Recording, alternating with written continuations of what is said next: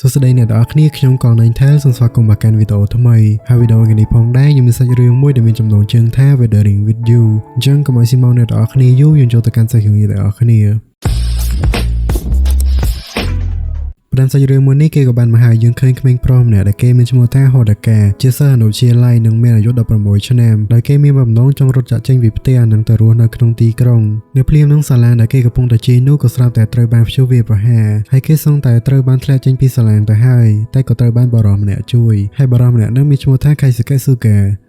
បន្ទាប់ពីនោះហូដាកាក៏បានបង្ហោះសាររកការងារធ្វើចូលទៅក្នុងអ៊ីនធឺណិតរួចមកខៃស៊ូកេក៏បានសួរថាហេតុអ្វីបានជាគេមកទីក្រុងម្នាក់ឯងអញ្ចឹងហើយហូដាកាក៏បានតបទាំងកុហកថាគេមកទីនេះគឺគ្រាន់តែមកលេងសាច់ញាតិរបស់គេនៅពេលវិស្សមការតែប៉ុណ្ណោះតែខៃស៊ូកេក៏ដឹងហើយថាក្មេងប្រុសដែលឈរនៅពីមុខគេនេះដូចជានិយាយកុហកតែគេក៏មិនបានខ្វល់អ្វីច្រើនឡើយគេគ្រាន់តែទុកនេះមកបានមួយរួចក៏បានចាក់ចេញទៅនៅពេលដែលហូដាកាបានមកដល់ក្នុងទីក្រុងគេបានព្យាយាមរកការងារធ្វើគ្រប់ទីកន្លែងក៏ប៉ុន្តែដោយសារតែគេគ្រាន់តែជាសិស្សអនុវិទ្យាល័យនិងមានអាយុមិនគ្រប់នោះគ្មាននរណាគេម្នាក់ព្រមឲ្យគេធ្វើការងារនោះទេអញ្ចឹងហើយហូដាកាក៏អត់មានការងារធ្វើហើយលុយរបស់ហូដាកាដែលទុកសម្រាប់ចាយនោះក៏ជិតអស់ទៀតមានពេលមួយនៅពេលដែលហូដាកាចេញមកខាងក្រៅនោះក៏ត្រូវបានប៉ូលីសកាក់សួរនាំក៏ព្រោះតែគេគ្រាន់តែជាក្មេងមិនទាន់គ្រប់អាយុដូច្នេះហើយគេមិនអាចចេញមកខាងក្រៅម្នាក់ឯងបានទេដោយភ័យខ្លាចថានឹងត្រូវប៉ូលីសចាប់នោះហូដាកាក៏បានព្យាយាមរត់ចាក់ចេញពីប៉ូលីសក្រោយពីរត់រួចចេញពីប៉ូលីសហើយគេក៏បានរើសបានរបស់មួយរួចគេក៏បានរើសវាដាក់ចូលនៅក្នុងកាបូបទ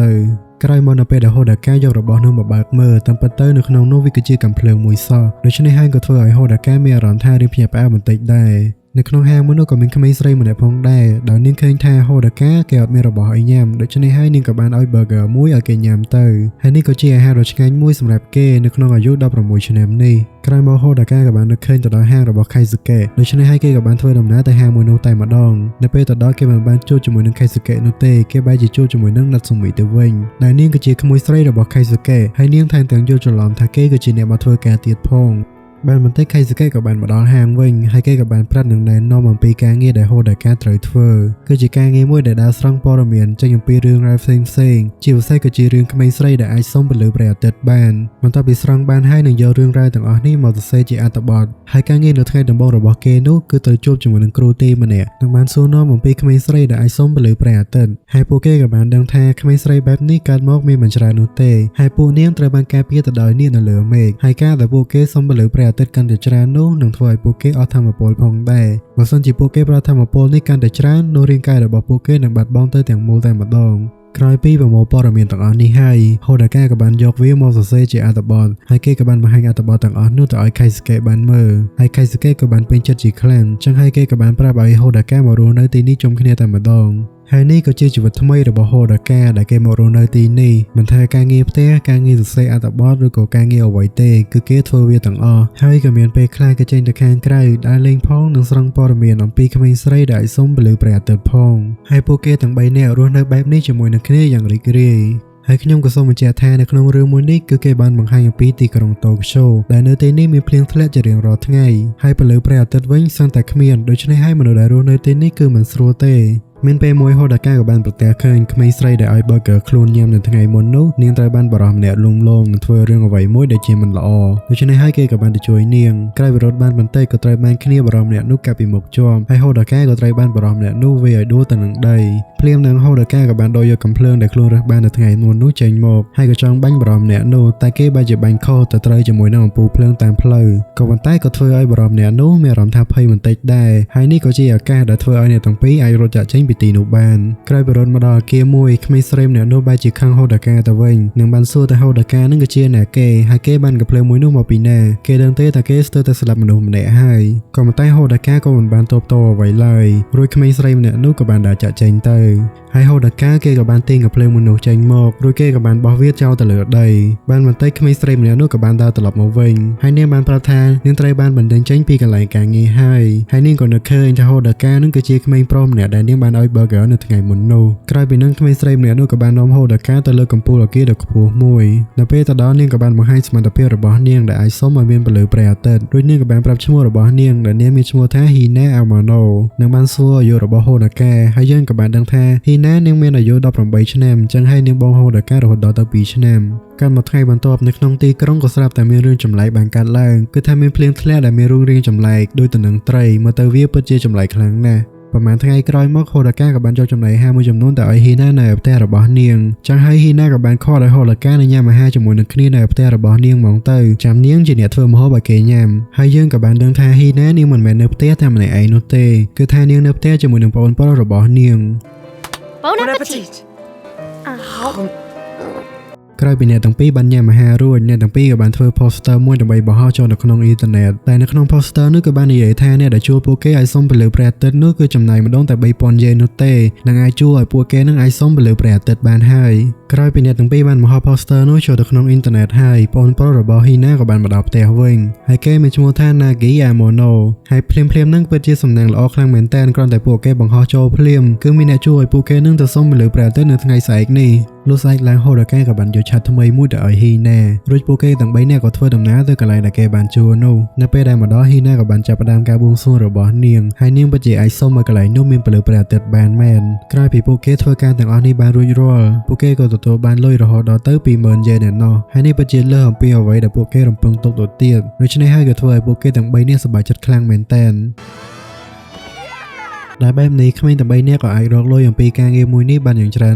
ឡើងហើយថែមទាំងទទួលបានការអរគុណអំពីមនុស្សដែលបានជួបពួកគេទៀតក៏ព្រោះថាមនុស្សនៅក្នុងទីក្រុងមួយនេះមិនថាអ្នកណាគេនោះទេគឺសុទ្ធតែមានហេតុផលរៀងៗខ្លួនដើម្បីអាចមើលឃើញនិងត្រូវការពន្លឺព្រះអាទិត្យមានថ្ងៃមួយក្រោយពីហ៊ីណានាងបានបួងសួងសុំពន្លឺព្រះអាទិត្យហើយនាងក៏បាននិយាយទៅកាន់ហូដាកាថានៅពេលនេះនាងអាចរកឃើញខ្លួនឯងហើយនាងអាចរកឃើញអំពីអ្វីដែលនាងត្រូវធ្វើហើយនៅពេលនេះនាងពិតជាពេញចិត្តនឹងការងារនេះណាស់នាងពិតជាអរគុណទៅកាន់ហូដាកាខ្លាំងមែនទែនដែលបានផ្ដល់គំនិតមួយនេះមកឲ្យនាងមកមើលខេស៊ូកេវិញមួយរយៈនេះគាត់មានអារម្មណ៍ថារៀងចម្លែកដែរដែលថាហូដាកាតែនៅធ្វើការនៅខាងក្រៅរហូតហើយតាមការសន្ទនារបស់ខេស៊ូកេជាមួយនឹងណាត់ស៊ូមីវិញយើងក៏បានដឹងថាខេស៊ូកេបានផ្ដល់ប្រាក់ខែទៅឲ្យហូដាកាត្រឹមតែ $3,000 នោះទេក្នុងមួយខែចឹងហើយស្មើនឹងគាត់នឹងគេងប្រវាញ់ក្មេងហើយចំណែកហូដាកាវិញក៏មានកម្រងថានឹងធ្វើការងារមួយនេះត្រឹមតែមួយរយៈទៀតប៉ុណ្ណោះនៅពេលដែលបានលុយល្មមហើយពួកគេនឹងឈប់ហើយរួចយើងក៏បានដឹងថាម្ដាយរបស់ហ៊ីណានឹងបានស្លាប់ទៅហើយយើងកាត់មកមើលពីរនាក់ពូនឹងក្មួយនេះវិញពួកគេទាំងពីរនាក់ក៏បានមកកន្លែងមួយនៅបានសួរនាំលោកតាម្នាក់ដែលនៅទីនោះអំពីក្មេងស្រីដែលអាចសុំទៅលើព្រះអាទិត្យបា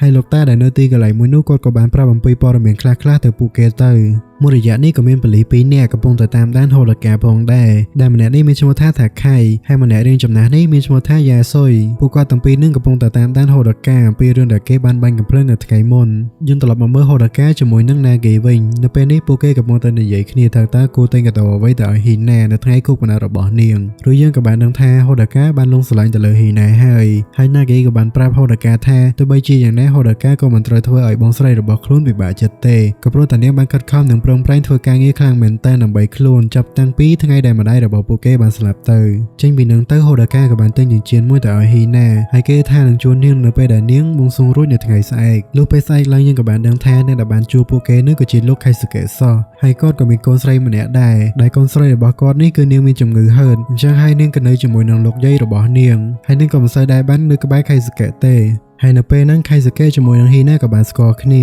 បានបន្តិចណាសាមីក៏បានមកដល់ដូចគ្នាហើយខៃស៊ូកេជាមួយនឹងហូដាកាក៏បានទៅលេងជាមួយនឹងក្មេងទៅទុកឲ្យហ៊ីណាជាមួយនឹងណាសាមីនិយាយគ្នាហើយណាសាមីនាងក៏បាននិយាយទៅកាន់ហ៊ីណាថាមើលទៅខៃស៊ូកេជាមួយនឹងហូដាកាគឺពិតជាដូចគ្នាខ្លាំងណាស់តែពិតទៅកាលពីខៃស៊ូកេនៅមានអាយុប៉ុនហូដាកានោះគាត់ក៏បានរត់ចេញពីផ្ទះមករស់នៅក្នុងទីក្រុងតូក្យូតែម្នាក់ឯងដូចគ្នានៅពេលហ្នឹងហើយដែលគាត់បានជួបជាមួយនឹងប្រពន្ធរបស់គាត់ក៏ប៉ុន្តែនាងបែរជាស្លាប់ដោយសារតែគ្រោះថ្នាក់ចរាចរណ៍ទៅវិញនឹងទុកឲ្យខៃស៊ូកេរស់នៅជាមួយនឹងកូនស្រីរបស់គាត់ក៏ប៉ុន្តែទោះបីជាយ៉ាងណាមកដល់ពេលនេះហើយខៃស៊ូកេនៅតែស្រឡាញ់ប្រពន្ធរបស់គាត់និងចងចាំនាងជានិច្ចក្រោយពីណាត់សាមីនាងបាននិយាយរឿងមួយនេះហើយនាងក៏ដូចជាបានប្រាប់រឿងអ្វីមួយទៅកាន់ហ៊ីណាផងដែរក៏ប៉ុន្តែយើងមិនទាន់ដឹងថានាងបាននិយាយអ្វីនោះទេលុះពេលល្ងាចឡើងនៅពេលដែលហូដាកានិងហ៊ីណាបានដើរទៅផ្ទះតែពីរនាក់ហូដាកាបំរុងតែដកចិញ្ចៀនមកសុំស្រឡាញ់ហ៊ីណាទៅហើយតែពេលហ្នឹងដូចជាមានកម្លាំងអ្វីមួយធ្វើឲ្យហ៊ីណាហត់ឡើងទៅលើមេឃនិងធ្លាក់ចូលត្រឡប់មកវិញហើយយើងទាំងអស់គ្នាមើលទៅលើដៃរបស់ហ៊ីណាទៅរាងកាយរបស់នាងបានចាប់ផ្ដើមប្រែដូចជាថ្លានិងចាប់ផ្ដើមបាត់បង់ទៅបន្តិចម្ដងហើយយើងកាត់មកមើលកាលពីមួយឆ្នាំមុនវិញកាលពីហ៊ីណានាងមិនទាន់មានថាមពលព្រះអាទិត្យកាលនោះគឺនាងបានបួងសួងជារៀងរាល់ថ្ងៃក៏ព្រោះតែនាងចង់ឲ្យមានថ្ងៃមួយក៏មានពន្លឺព្រះអាទិត្យពេញមួយថ្ងៃដើម្បីឲ្យនាងបានដើរលេងជាចុងក្រោយជាមួយនឹងម្ដាយរបស់នាងមានថ្ងៃមួយនោះគឺនាងបានសម្លឹងទៅលើអគារដែលគេបោះបង់ចោលមួយនៅទីនោះគឺមានពន្លឺព្រះអាទិត្យចាំងចន់ខ្លងទ្វារចំណាស់មួយរួចនាងក៏បានធ្វើដំណើរទៅទីនោះនៅពេលទៅដល់ហ៊ីណាក៏បានធ្វើការបួងសួងនៅពេលហ្នឹងហើយគឺជាពេលដែលហ៊ីណានាងមានទំនាក់ទំនងជាមួយនឹងពន្លឺព្រះអាទិត្យ យើងត្រឡប់មកពេលបច្ចុប្បន្នវិញនៅពេលនេះហ៊ីណានិងហូដាកាក៏បានត្រឡប់មកដល់ផ្ទះវិញហើយនៅពេលដែលអ្នកទាំងពីរបានមកដល់ផ្ទះនោះក៏មានប៉ូលីស2នាក់បានមកសួរនាំហ៊ីណាក៏ព្រោះតែគេដឹងថាហូដាកាបានស្នាក់នៅផ្ទះជាមួយនឹងនាងក៏ប៉ុន្តែហ៊ីណានាងបាននិយាយកុហកដូច្នេះហើយក៏ធ្វើឲ្យប៉ូលីស2នាក់នោះត្រឡប់ទៅវិញក៏ប៉ុន្តែពួកគេនឹងមកវិញម្ដងទៀតនៅថ្ងៃស្អែកជាមួយនឹងអ្នកមើលថែក្មេងដោយសារតែរឿងនេះធ្វើឲ្យហ៊ីណានាងមិនសប្បាយចិត្តនោះទេក៏ព្រោះតែនាងខ្លាចថាពួកគេទាំងពីរនេះនឹងត្រូវបែកគ្នាបានមកតែក្រោយមកលោកខៃស៊ូកេក៏បានមកដល់ដូចគ្នាក៏ព្រោះតែគាត់បានជួនណាហ្គីត្រឡប់មកផ្ទះវិញហើយគាត់ក៏បាននិយាយជាមួយនឹងហូដាកាផងដែរថា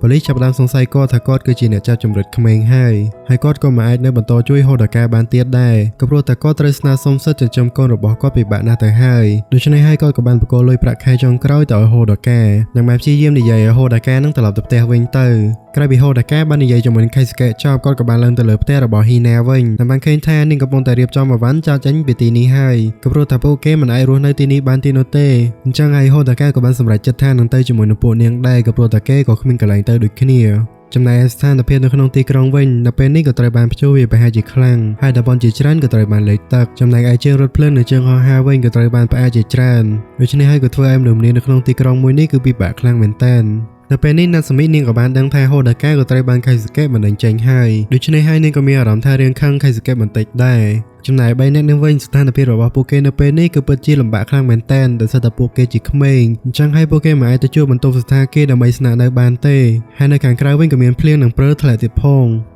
នៅពេលដែលពួកគេទាំង3នាក់ដើរខាងក្រៅបានយូរបន្តិចក៏ត្រូវបានប៉ូលីស2នាក់មកសួរនាំក៏ប៉ុន្តែពួកគេទាំង3នាក់នោះគឺគ្មាននោះទេអញ្ចឹងហើយប៉ូលីសទាំង2នាក់នោះក៏បានដឹងថានៅក្នុងចំណោមនេះគឺមានម្នាក់គឺជាហូដាកាហើយហូដាកាវិញគេក៏បានដឹងខ្លួនមុនអញ្ចឹងហើយគេក៏បានធ្វើជាអ្នករត់បញ្ឆោតប៉ូលីសទាំង2នាក់នោះដើម្បីឲ្យហ៊ីណានិងណាហ្គីអាចរត់ចាត់ចេញពីទីនេះបានចំណែកឯហ៊ីណាវិញនាងមិនអាចរត់ចោលហូដាកាបានទេអញ្ចឹងហើយនាងក៏បានរត់ទៅជួយហូដាកាហើយនៅភ្លាមៗនាងក៏បានធ្វើការបួងសួងនៅពេលហ្នឹងក៏មានរន្ទះបាញ់ឡានមួយឲ្យផ្ទុះហើយប៉ូលីស2នាក់នោះរវល់តែចាប់អារម្មណ៍ឡានដែលឆេះនោះក៏ធ្វើឲ្យអ្នកទាំង3អាចរត់ចាក់ចេញពីទីនោះបានក្រោយពីរត់មកផុតហើយពួកគេក៏អាចជួលបន្ទប់មួយដើម្បីស្នាក់នៅបានហើយនេះក៏ជាយប់មួយដែលអ្នកទាំង3មានពេលវេលាល្អៗសប្បាយរីករាយនិងមានអនុស្សាវរីយ៍ជាច្រើនជាមួយនឹងគ្នាហើយហូដាកាគេក៏បានបួងសួងនៅក្នុងចិត្តថាបើសិនជាព្រះមានពិតប្រហែលជាទ្រង់អាចមើលឃើញពួកគេទាំង3នាក់នៅពេលនេះហើយសម្រាប់ខ្ញុំមិនសូមអ្វីច្រើនទេសូមតែពេលវេលាល្អៗទាំងអស់នេះគឺបានហើយមិនចាំបាច់បន្ថែមឬមួយក៏ដកអ្វីចេញពីពួកយើងទេខ្ញុំសូមតែប៉ុណ្្នឹងគឺគ្រប់គ្រាន់ហើយបន្ទាប់មកហូដាកាក៏បានជូនចិញ្ចៀនដែលខ្លួនបានទិញនៅថ្ងៃមុននោះទៅឲ្យហ៊ីណាហើយនាងពិតជាសប្បាយចិត្តខ្លាំងមែនទែននៅត្រង់ចំណុចនេះផងដែរហ៊ីណានាងក៏បាននិយាយថាតាមពិតទៅនាងក៏បានដឹងហើយថាក្មេងស្រីដែលសូមទៅលើព្រះអាទិត្យបាននោះពួកនាងគឺជាការលះបង់ក៏ព្រោះថានៅពេលដែលពួកនាងបួងសួងកាន់តែច្រើនដងរាងកាយរបស់ពួកនាងនៅរលាយខ្លួនបាត់ទៅលើមេឃនៅពេលហ្នឹងហើយមិនថាអាកាសធាតុឬក៏អ្វីនោះទេនឹងវិលមកដូចដើមវិញហើយហ៊ីណានាងពិតជាចង់ឲ្យហូដាកាជួយមើលថែណាហ្គីខ្លាំងមែនទែនបើសិនជាពេលនោះមកដល់ក្រោយពេលនិយាយរឿងទាំងអស់នេះរួចហ៊ីណានាងក៏បានបង្ហាញខ្លួនប្រាណដែលកំពុងតែរលាយបាត់ទៅបន្តិចម្ដងឲ្យហូដាកាបានឃើញក៏ប៉ុន្តែហូដាកាវិញគេបានប្រកែកទាំងទឹកភ្នែកគេបាននិយាយថាខ្លួនពិតជាមិនចង់ឲ្យហ៊ីណាចាក់ចេញទៅណាទេពួកគេទាំង3នាក់នឹងនៅជាមួយនឹងគ្នាអញ្ចឹងហើយហ៊ីណាត្រូវតែជប់បួងសួងនោះរាងកាយរបស់នាងនឹងមកដូចដើមវិញហើយអ្នកទាំងពីរក៏បានអោបគ្នាទាំងទឹកភ្នែកបន្ទាប់មកក៏គេងជុំគ្នាតែម្ដង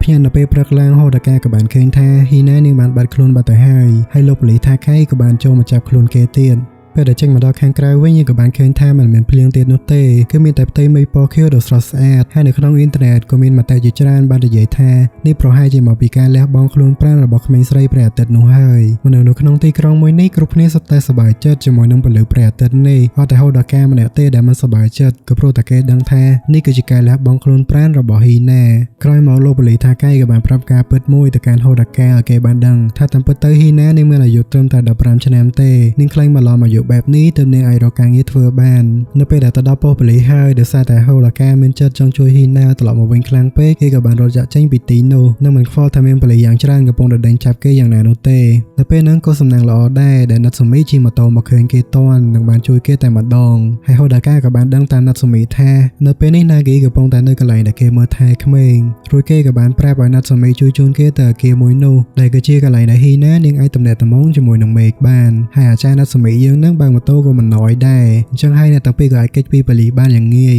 នៅពេលទៅដល់កន្លែងមួយម៉ូតូរបស់អាចារ្យណាត់សូមីនឹងក៏បានចូលទឹកខូចអញ្ចឹងនាងក៏បានប្រាប់ឲ្យហូដាការត់ទៅតាមផ្លូវរថភ្លើងទៅនិងប្រាប់គេថាត្រូវតែរត់ទៅមុខកុំឈប់ឲ្យសោះ នៅពេលដែលហូដាកាកំពុងតែរត់បណ្ដាគេក៏បាននឹកឃើញរឿងដែលធ្លាប់ឆ្លងកាត់ជាមួយនឹងហ៊ីណាបណ្ដានឹកឃើញរឿងល្អៗរបស់ពួកគេធ្លាប់ធ្វើជាច្រើនជាមួយនឹងគ្នាក្រោយពីរត់មកអស់ជើងហើយហូដាកាក៏បានទៅដល់គេមួយនោះក៏ប៉ុន្តែគេបែរជួបជាមួយនឹងខៃស៊ូកេកំពុងតែរងចាំគេនៅទីនោះវិញគាត់ក៏បានសួរថារឿងដែលហូដាកាកំពុងតែធ្វើនេះគឺដើម្បីអ្វីហើយហូដាកាក៏បានតបវិញថាគេធ្វើរឿងទាំងអស់នេះគឺដើម្បីđểជួយហ៊ីណាត្រឡប់មកវិញហើយគំនិតដែលធ្វើជាក្មេងស្រីព្រះអាទិត្យអីហ្នឹងគឺជាគំនិតរបស់គេទាំងអស់អញ្ចឹងហើយដល់ពេលហើយដែលគេត្រូវជួយហ៊ីណាត្រឡប់មកវិញក៏ប៉ុន្តែលោកខៃស៊ូកេហ្នឹងគាត់មិនជឿទេគាត់មិនជឿទេថាហ៊ីណាបានទៅលើមេឃអ្វីទេគាត់នៅតែព្យាយាមឲ្យហូដាកាត្រឡប់ទៅវិញជាមួយនឹងប៉ូលីសហើយនៅពេលហ្នឹងខៃស៊ូកេគាត់ក៏បានទះហូដាកាមួយកំភ្លៀងដើម្បីដាក់ឲ្យគេមានស្មារតីឡើងមកវិញក៏ប៉ុន្តែគាត់បែរទៅត្រូវបានហូដាកាខំដៃរបស់គាត់អញ្ចឹងហើយគាត់ក៏បានទះហូដាកាទៅចុងមកខាងហើយហូដាកាគេក៏បានឃើញកំភ្លើងដែលខ្លួនបានចោលនៅថ្ងៃមុន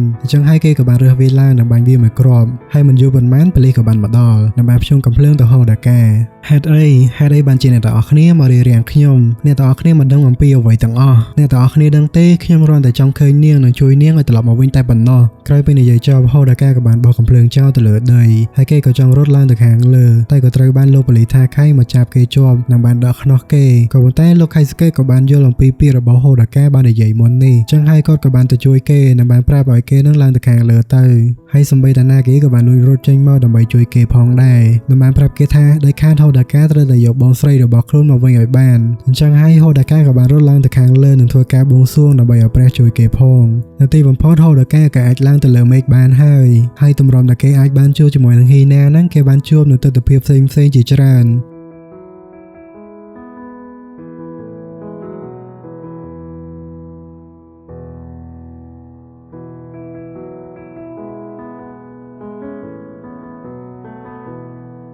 នៅពេលនេះគេបានជួបជាមួយនឹងហ៊ីណាហើយអ្នកទាំងពីរពិតជានឹកគ្នាខ្លាំងមែនតើហើយហូដាកាក៏បាននាំហ៊ីណាឲ្យមកផែនដីវិញនៅពេលមកដល់នៅក្នុងទីក្រុងក៏ចាប់ផ្ដើមមានភ្លៀងម្ដងទៀតហើយភ្លៀងលើកនេះគឺមិនរាំងវិញនោះទេ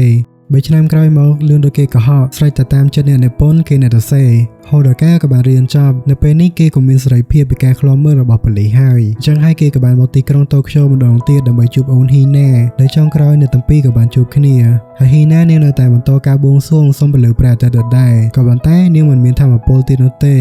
ហើយសាច់រឿងក៏បានចប់ហើយដេកនៅក្នុងសាច់រឿងមួយនេះខ្ញុំពិតជាសរសើរតួប្រុសខ្លាំងមែនទែនដែលបានក្រោកឈរតតាំងជាមួយនឹងប៉ូលីសនិងបានបង្ហាញពីទឹកចិត្តតខ្លួនតែឲ្យពួកគេបានដឹងថាខ្លួនពិតជាចង់ជួបមនុស្សម្នាក់នឹងពិតមែនអញ្ចឹងហើយយើងក៏អាចរៀនតាមគាត់បានហើយជប់ស្រឡាញ់គេម្នាក់ឯងទៀតអញ្ចឹងអរគុណសម្រាប់ការតាមដានទស្សនារបស់អ្នកទាំងអស់គ្នាតាំងពីដើមរហូតដល់ចប់បើសិនជាអ្នកទាំងអស់គ្នាចូលចិត្តកុំភ្លេចជួយ like comment share និងដាក់សញ្ញាកណ្ដឹងម្នាក់មួយផងនៅលើ YouTube Channel ហើយដាក់ cipher នៅ Facebook Page អញ្ចឹងវីដេអូថ្ងៃនេះយើងមានតែប៉ុណ្ណឹងយើងនឹងជួបគ្នានៅវីដេអូក្រោយទៀត